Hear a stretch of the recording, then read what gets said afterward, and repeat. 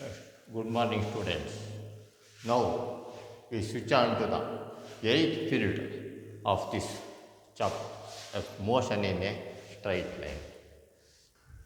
Eighth chapter, eighth period of this motion in a plane. Either position and displacement vector.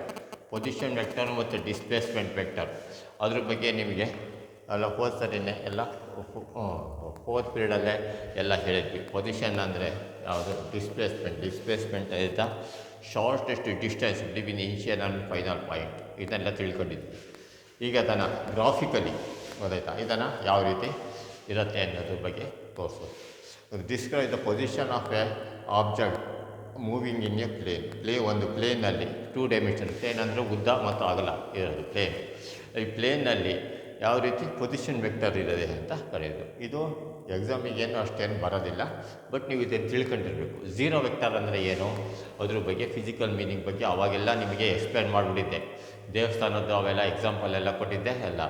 ಈಗ ಅದ್ರ ಬಗ್ಗೆ just explanation. ಇದನ್ನು ಸುಮ್ಮನೆ ನೋಟ್ಸಲ್ಲಿ ಬರ್ಕೊಡ್ರಿ ಆಯಿತಾ. ಇದು ನಿಮಗೆ ಸಿ ಇ ಟಿ ನೀಟಿಗೆಲ್ಲ ಏನಾದರೂ ಬೇಕಾಗತ್ತೆ ಅಷ್ಟೇ. ಪೊಸಿಷನ್ ವೆಕ್ಟರ್ ಅಂದರೆ ಏನು, ಇದನ್ನು ಟಾಪಿಕನ್ನು ಅರ್ಥ ಮಾಡ್ಕೊಳ್ಳೋಕ್ಕೋಸ್ಕರನೇ ಇದಿರೋದು. ಆದ್ರೂ 2-3 ಸರಿ ಹೇಳಿರ್ತೀನಿ, ಅದಕ್ಕೆ ಇನ್ನೂ ಹಾಗೆ ತಲೆ ಒಳಗೆ ಇರುತ್ತೆ.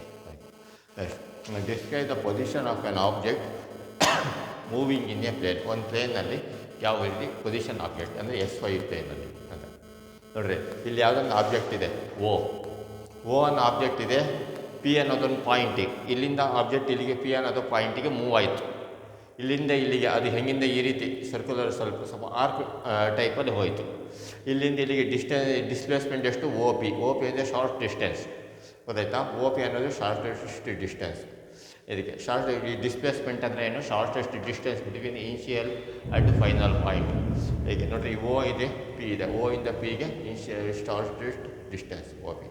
Let O be the origin, P is the position of an object at time T in the time ಇಲ್ಲಿಗೆ ಮೂವ್ ಆಯಿತು. ನೆಕ್ಸ್ಟ್ ಇಲ್ಲೊಂದು ಇದೆ, ಪಿ ಡ್ಯಾಶ್ ಇರುತ್ತೆ. ನೆಕ್ಸ್ಟ್ ಇಲ್ಲಿಂದ ಇಲ್ಲಿಗೆ ಒಂದು ಆಬ್ಜೆಕ್ಟ್ ಎಂದು ಟಿ ಡ್ಯಾಶ್ ಅನ್ನೋ ಟೈಮ್ನಲ್ಲಿ ಪಿ ಇಂದ ಪಿ ಡ್ಯಾಶಿಗೆ ಮೂವ್ ಆಯಿತು. ಇಲ್ಲಿಂದ ಇಲ್ಲಿಗೆ ಡಿಸ್ಪ್ಲೇಸ್ಮೆಂಟು ಪಿ ಇಂದ ಪಿ ಡ್ಯಾಶ್. ಇಲ್ಲಿಂದ ಇಲ್ಲಿಗೆ ಓ ಇಂದ ಪಿಗೆ displacement R.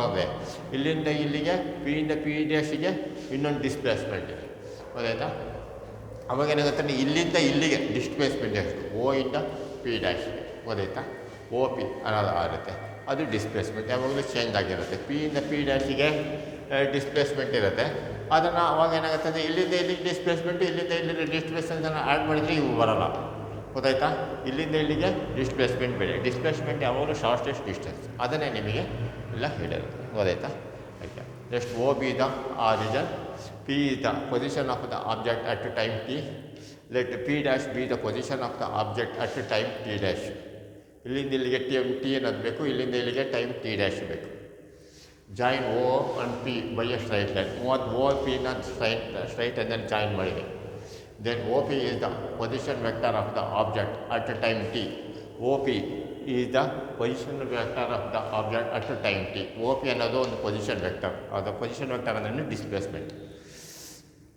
Then R O is marked at the head of the line O P. O ಪಿನಲ್ಲಿ ಹೆಡ್ ಇದೆಲ್ಲ ಇಲ್ಲೇ ಆರ್ ಒ ಮಾರ್ಕ್ ಮಾಡಿರ್ತೀವಿ ತುದಿಗೆ. And then O P is equal to R. O P ಅನ್ನೋದು ಆರ್.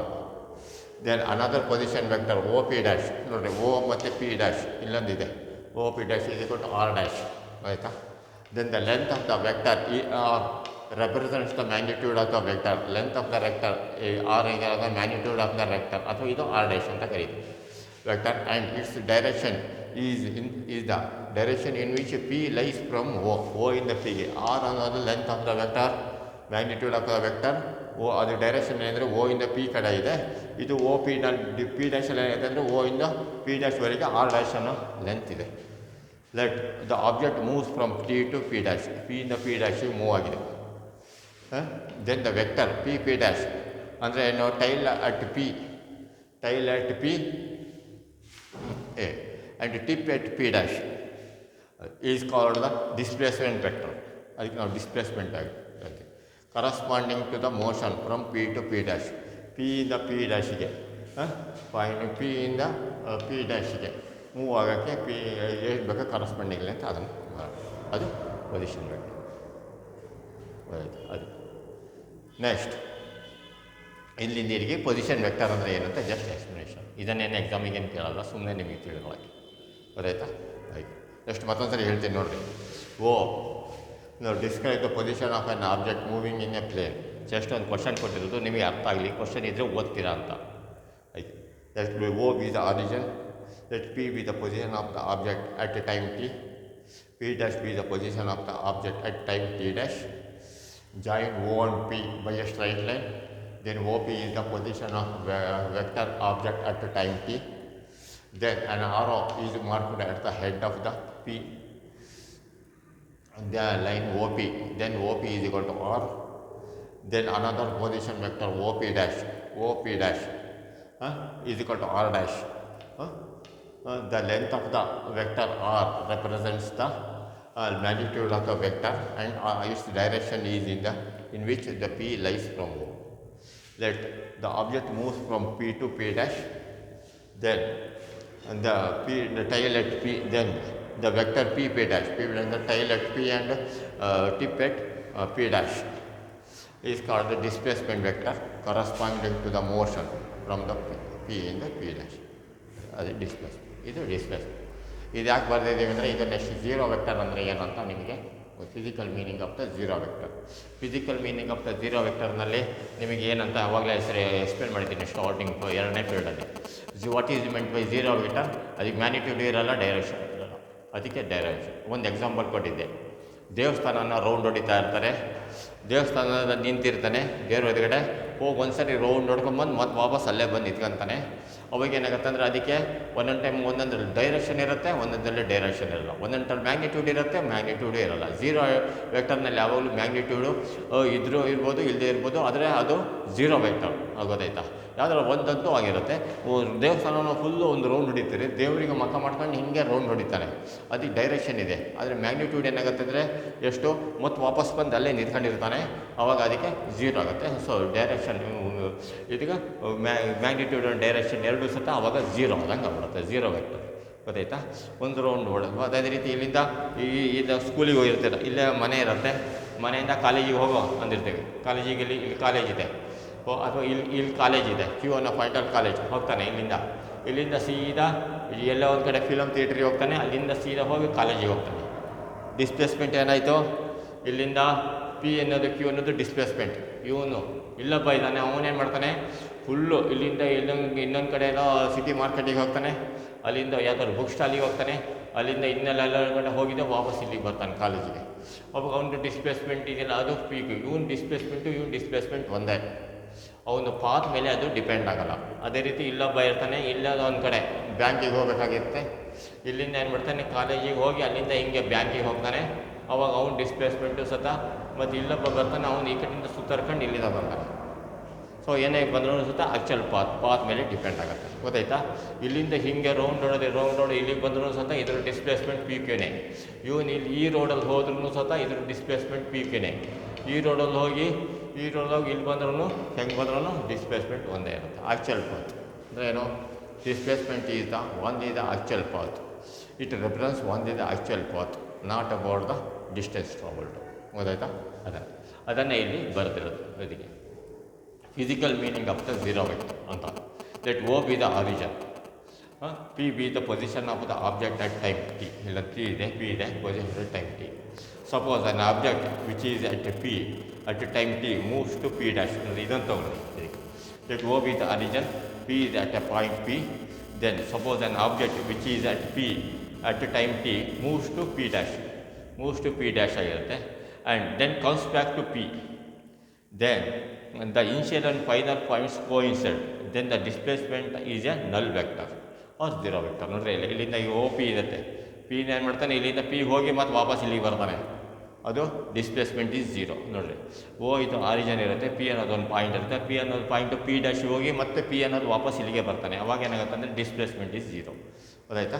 ಅದಕ್ಕೆ ಇಲ್ಲಿ ಕ್ಲಾಸಲ್ಲಿ ಪಾಠ ಮಾಡ್ತಾ ಇರ್ತೀನಿ, ಒಂದ್ಸರಿ ಇಲ್ಲಿ ಇರ್ತೀನಿ, ಇಲ್ಲಿಂದ ನಿಂತ್ಕೊಂಡು ಪಾಠ ಮಾಡಬೇಕು, ಒಂದ್ಸರಿ ಆ ಕಡೆ ಹೋಗ್ತೀನಿ ಹಿಂಗೆ, ಮತ್ತೆ ವಾಪಸ್ ಇಲ್ಲಿಗೆ ಬರ್ತೀನಿ, ಅವಾಗ ಡಿಸ್ಪ್ಲೇಸ್ಮೆಂಟ್ ಈಸ್ ಝೀರೋ. ಗೊತ್ತಾಯ್ತಾ? ಇದಕ್ಕೆ ನೀವೆಲ್ಲ ಮನೇಲಿ ಇರ್ತೀರ, ಎಲ್ಲ ಕಾಲೇಜಿಗೆ ಬರ್ತಾರ, ಎಲ್ಲ ಕಡೆ ಎಲ್ಲ ಪಾಠ ಎಲ್ಲ ಓದಿದ್ರೆ ಮತ್ತೆ ವಾಪಸ್ ಅಲ್ಲಿಗೆ ಮನೆಗೆ ಹೋಗ್ತೀರಾ, that is displacement vector. Displacement is zero. ಗೊತ್ತಾಯ್ತಾ? ಅದಕ್ಕೆ ಡಿಸ್ಪ್ಲೇಸ್ಮೆಂಟ್ ಈಸ್ ಝೀರೋ. ಸೊ ಅದಕ್ಕೆ ಫಿಸಿಕಲ್ ಮೀನಿಂಗ್. ಫಿಸಿಕಲ್ ಅಂದರೆ let O be the origin, P is the position of the object at time T. Suppose an object which is at P at time t moves to P dash and then comes back to P, then the initial and final positions coincide, then the displacement is a null vector or zero vector. ಇದು just ನಿಮಗೆ ತಿಳ್ಕೊಳ್ಳೋಕ್ಕೆ. Next ಇನ್ನೊಂದು, displacement vector is the shortest line joining the initial and final position and does not depend on the actual path ಮೇಲೆ ಅದು depend ಆಗಲ್ಲ. ಅದು ನಿಮಗೆ ಫಸ್ಟಿಗೆ definition ಎಲ್ಲ ಬರ್ಸಿದ್ದೀನಿ. ಡಿಸ್ಪ್ಲೇಸ್ಮೆಂಟ್ ಅಂದರೆ displacement vector is the straight line joining the initial and final positions of the and does not depend on the actual path.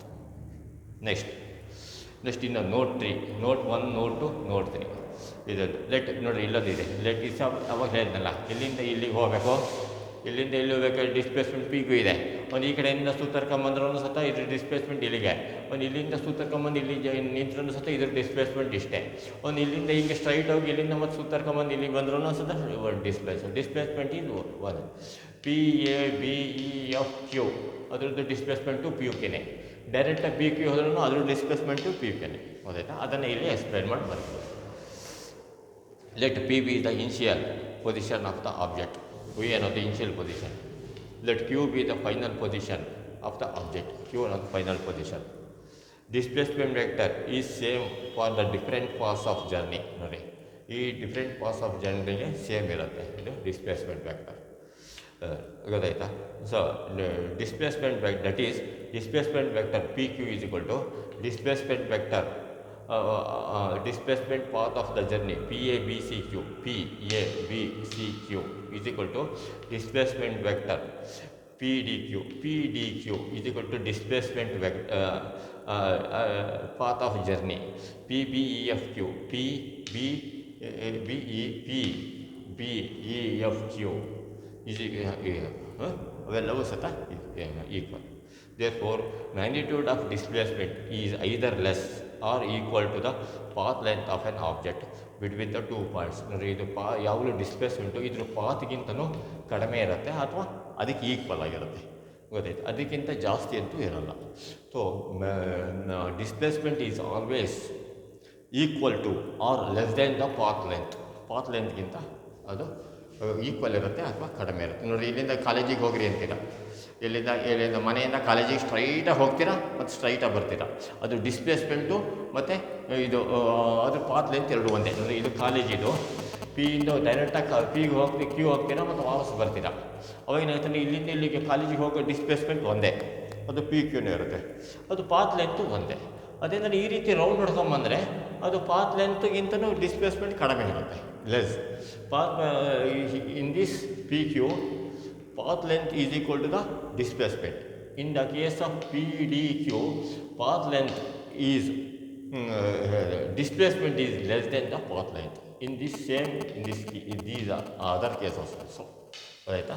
So displacement vector ಇದ್ರ ಬಗ್ಗೆ ಚೆನ್ನಾಗಿದೆ. ಇದನ್ನು ಇದ್ರ ಬಗ್ಗೆ ಕೇಳ್ತಾರೆ. ಈ ಸಿ ಟಿನಲ್ಲೆಲ್ಲ ಯಾವ ರೀತಿ ಕೇಳ್ತಾರೆ ಅಂದರೆ displacement of P Q is equal to the ಅಂತ ಕೇಳ್ಕೊಂಡೆ ಇದು less than the PAB PBC ಅಂತ 3-4 ಆಪ್ಷನ್ ಕೊಡ್ತಾರೆ. ವಿಚ್ ಒನ್ ಈಸ್ ಕರೆಕ್ಟ್ ಅಂತ ಕೇಳ್ತಾರೆ. ಇವತ್ತನ ಓದೈತಾ? ಅಷ್ಟನ್ನು ಕ್ಲೀನಾಗಿ ಜ್ಞಾಪಕ ಇಟ್ಕೊಂಡ್ರೆ ಇದು ಬರೀ ಇದು ಎಷ್ಟು ನಮಗೆ ಬರುತ್ತೆ, ಕಲಿಯೋವಂಥದ್ದು ಏನಿರಲ್ಲ. ಹಂಗೆ ಮೆಮೊರಿ ಇಂಪಾರ್ಟಲ್ಲಿ 3 ಸರಿ ಹೇಳೋವಂಥದ್ದು ಏನಿಲ್ಲ. ಜಸ್ಟ್ ಒಂದು ಸರಿ ಎಕ್ಸಾಮ್ ಬರ್ಕೊಂಡು 2 ಸರಿ ಇದನ್ನು ಓದ್ರಿ. ಇದು ನಿಮಗೆ ಅರ್ಥ ಆಗಿದೆ, ಹಾಗಾಗಿ ಅದನ್ನು ಮತ್ತೊಂದು ಸರಿ ಜಸ್ಟ್ ನೋಡ್ಕೊಳ್ಳಿ. Okay, best of luck.